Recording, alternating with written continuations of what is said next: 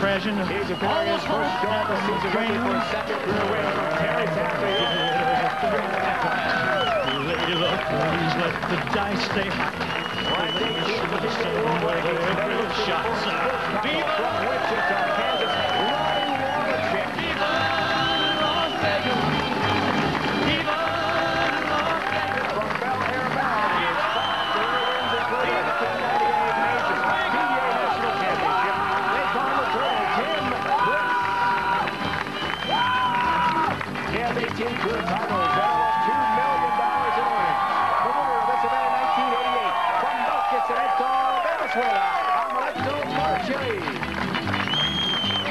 Those were 5 Twilight City, gonna set my soul on Vegas, fire. Randy, let's look at the matchups. Right here are the matchups for today. Walter Ray Williams Jr. comes in as our wild card. He has to win 3 matches for a 36th career title. He faces lefty Patrick Allen.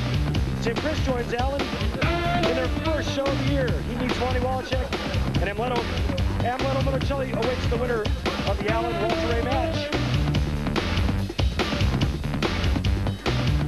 We are ready to go. Dave Ryan, Randy Peterson, Leslie Goodell will handle the interviews on the reins. And Walter Ray Williams Jr. will start things off from Vegas as a wild card participant. Outstanding for him. And not a great start. Man, some hook in the middle there. Come on. Well, hook in the middle is something that the players didn't have a whole lot of all week.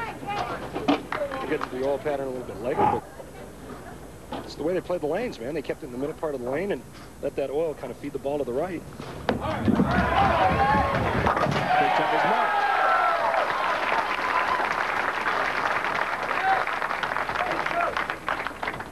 Lost in the round of 8. Walter Ray here last night, facing the lone left-hander of our 5-man field in Vegas, Patrick Allen from near New York City. Call of PA. Looking for a second career title. Ranked 22nd. Only 2 points left. Good start. What a pass up for the lefty. And a great, impressive showing last night by Patrick Allen just to make it this far. He was down 0-2 and his last came back, swept the next 3 games. 3rd highest average on the telecast. Great strike percentage. Spare conversion, okay. And did bowl the maximum amount of games you can possibly bowl in our format, 35.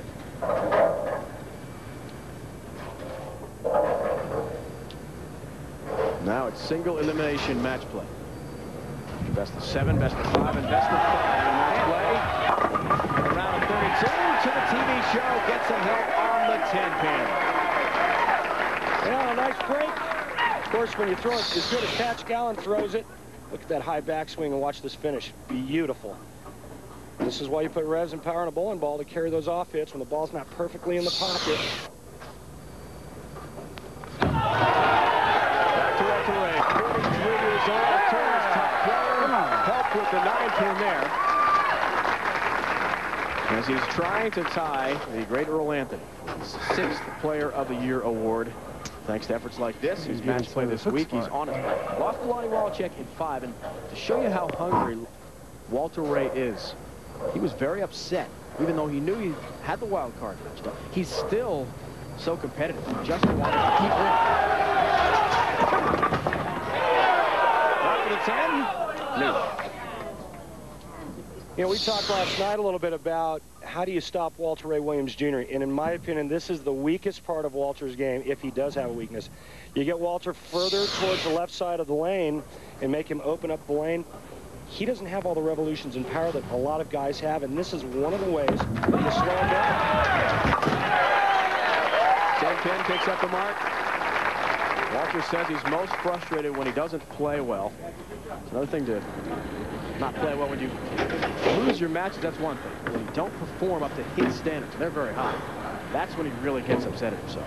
Right, and you know, he'd rather only have to bowl 2 games to win the title than 3. You know, pop an extra game in there. Last week's format, obviously the place to be was tournament leader Brian Smith. Bowls 1 game, wins $100 grand in the Masters. Looking for a triple in the 20-pick lead. Patrick Allen.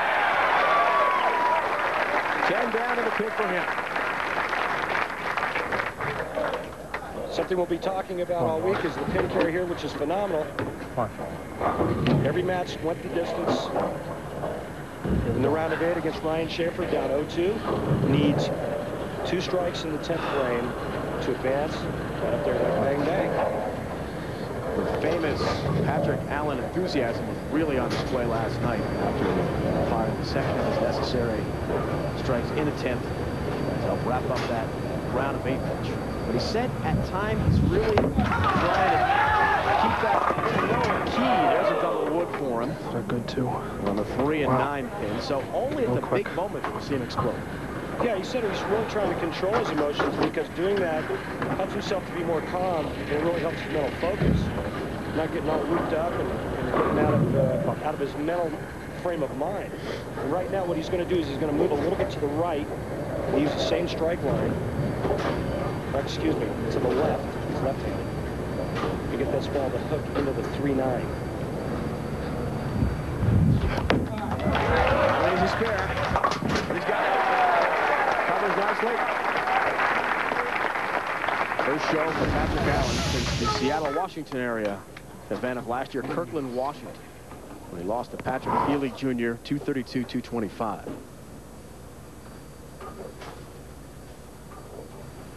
Back to Walter Ray. Look now, step. Second strike of this match in the first 4 frames for the Hall of Famers. You see Walter Ray playing about the 4th arrow, swinging that ball out to about the 8th board, and then getting that thing to come all the way back, and doing the nice job of the 6, taking the 10 out.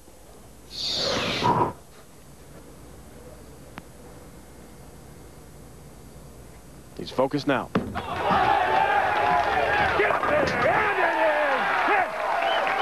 Shreds the rack. Walter Ray Williams Jr. another strike. Yeah, the difference between what Walter's doing now and what he did all day yesterday. Yesterday he bowled on fresh oil every match against one opponent. He could play further to the right and keep his hand underneath it. The further left Walter Ray moves, the more he's going to get his hand to rotate around the ball, because the ball has to cover much more ground. Want me to hit it?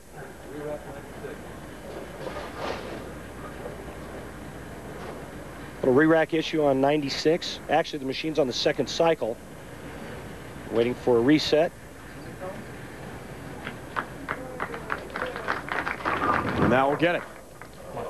Advantage, disadvantage for Patrick Allen being a lefty?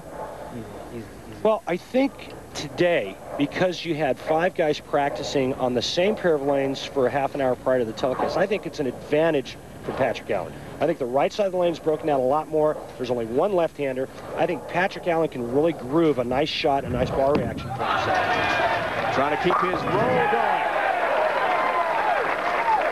Nicely done. 4 of 5 strikes for Patrick to begin this wild card match. His lone title, Detroit last season. That was his first TV show and first championship on the same day. Defeated the fireballer Robert Smith in the finals, 236-204. In that match, But in his 3 prior TV appearances, averaging 240. So he's really torn it up in front of the bright lights on television. Gets some help. Cross deck Messenger knocks down the 7-pin, and the guy they call PA taking on the legend today is off to a very good start.